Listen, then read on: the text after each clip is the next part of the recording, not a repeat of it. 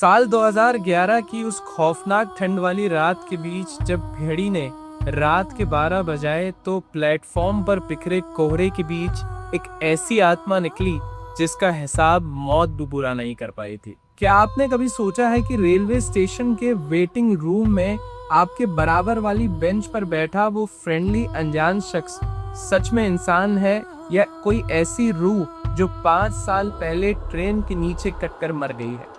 आज की कहानी सुनने के बाद आप जब भी अगली बार किसी रेलवे स्टेशन पर बैठोगे तो किसी अनजान शख्स से बात करने में आपकी रूह कांप जाएगी। दोस्तों, ये घटना एक अशोक नाम के इंसान के साथ घटी थी जो बिजनेस के सिलसिले में अक्सर ट्रेन से सफर किया करता था।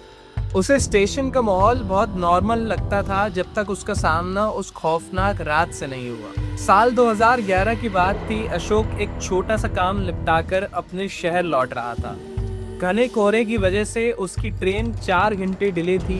जो ट्रेन 9 बजे आने वाली थी, अब वो ट्रेन 1 बजे स्टेशन पर आने वाली थी। प्लेटफॉर्म पर हद से ज्यादा सन्नाटा और ठंड होने के कारण अशोक अपना भारी बैग उठाकर वेटिंग रूम में चला गया।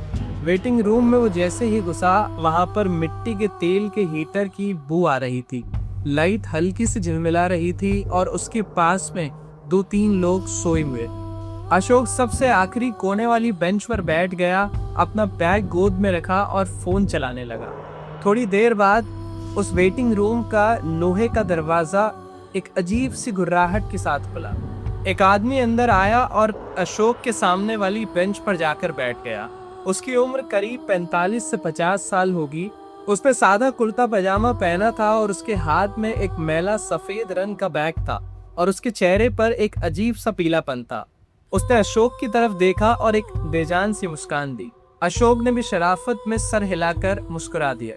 कुछ देर बाद उस आदमी ने अशोक से बातचीत करना शुरू किया।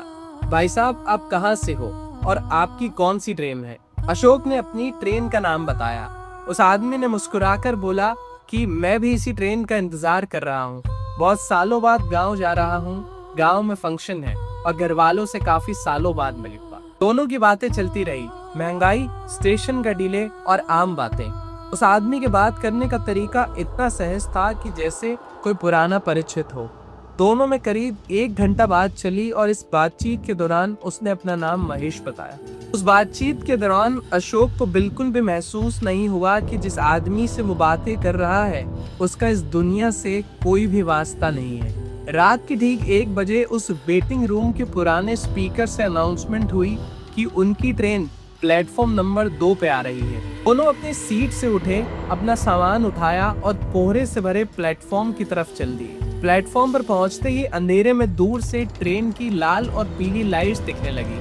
तभी महेश ने अपना बैग अशोक के पैरों के पास रखा और कहा, भाई साहब, मेरा ये बैग अपनी सीट के नीचे रख देना। मैं थोड़ी देर में उस टैप से पानी पीकर वापस आता हूँ। अशोक ने बदले में कहा, हाँ आप जाइए, मैं आपका बैग रख दूंगा। महेश तेजी से अंधेरे कोहरे में पानी की नल की तरफ बढ़ गया। अगले ही पल ट्रेन एक सायरन के साथ प्लेटफॉर्म पर पहुंची। अशोक ने अपना और महेश का बैग उठाया और ट्रेन के अंदर चला गया। उसने अपनी सीट ढूंढी और सीट पर जाकर बैठ गया। कुछ देर बाद ट्रेन के चलने का समय हो गया, पर महेश अभी तक वापस नहीं आया था। सुबह होते ही अशोक अपने घर पहुंचा और उसे लगा कि शायद महेश की ट्रेन छूट गई होगी। कुछ समय बाद वो बात उसके दिमाग से निकल गई। लेकिन दोस्तों, असली खौफनाक खेल तो 2 महीने बाद शुरू होने वाला था। 2 महीने बाद अशोक को फिर उसी स्टेशन पर आना था। कुछ देर बाद वक्त काटने के लिए वो एक चाय वाले के साथ बैठ गया।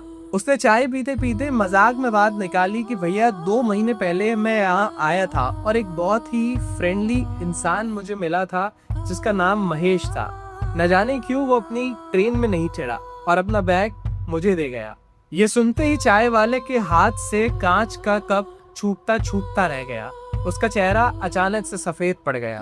उसने कांपती हुई आवाज में कहा, साहब, कैसा दिखता था वो और कैसा बैग था उसका? अशोक ने बताया कि उसने कुर्ता पजामा पहना था। उसकी उम्र 45 से 50 के बीच रही होगी और उसके हाथ में एक मैला सफेद रंग का कपड़ा था। चाय वाला पहले शांत होकर अशोक की बात को सुनता रहा और फिर कुछ देर बाद धीमी आवाज में कहा कि साहब, आज से 5 साल पहले महेश नाम का आदमी ठीक इसी हुलिया का इस प्लेटफॉर्म पर आकर मर गया था।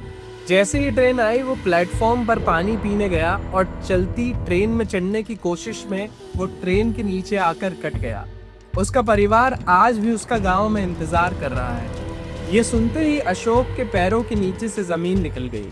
उसने बदले में कहा कि मैंने इस आदमी के साथ ठीक 2 महीने पहले पूरा 1 घंटा बिताया है, ये कैसे हो सकता है। चाय वाले ने डर में सर हिलाया और अशोक को कहा कि साल में 1-2 बार ऐसा होता है कि जब महेश किसी नए आदमी से मिलता है और सब सेम बातें बताते हैं, फ्रेंडली, गांव जाने की बातें, चाय पीना और पानी पीने के लिए जाना। क्या आपको याद है वो ट्रेन में चढ़ा था? अशोक ने कांपते हुए सर हिलाकर कहा कि नहीं, वो ट्रेन पर नहीं चढ़ पाया। चाय वाले ने लंबी सांस ली और कहा कि साहब, आज तक उसे कोई भी ट्रेन पर नहीं चढ़ा पाया। वो हर बार वेटिंग रूम में आता है, प्लेटफॉर्म तक पहुंचता है, पर कभी भी ट्रेन पर नहीं चढ़ पाता, क्योंकि मौत ने उसका रास्ता वहीं काट दिया था। दोस्तों, इस बात को पूरे 15 साल बीत चुके हैं और अशोक आज भी ट्रेन से सफर करता है, पर वो कभी वेटिंग रूम में अपने कदम नहीं रखता। चाहे कितनी भी ठंड हो, वो प्लेटफॉर्म पर खड़े होकर ट्रेन का इंतजार करता है। दोस्तों, क्या आपके साथ भी किसी रेलवे स्टेशन के वेटिंग रूम में कोई अनजान शख्स ज्यादा फ्रेंडली होकर बातें करता है? अगर करता है तो उस बारे में जरूर ध्यान देना। और अगर आपने भी कुछ ऐसा रेलवे स्टेशन पर एक्सपीरियंस किया है तो हमारे कमेंट सेक्शन में जरूर बताएं। अगर कोई किस्सा हमारे साथ शेयर करना चाहते हैं तो डिस्क्रिप्शन बॉक्स में दी ईमेल आईडी पर शेयर करें। वीडियो पसंद आई तो लाइक करें, चैनल को सब्सक्राइब करें। मिलते हैं आपसे एक और भयानक एपिसोड में, तब तक के लिए अपना ध्यान रखें। धन्यवाद।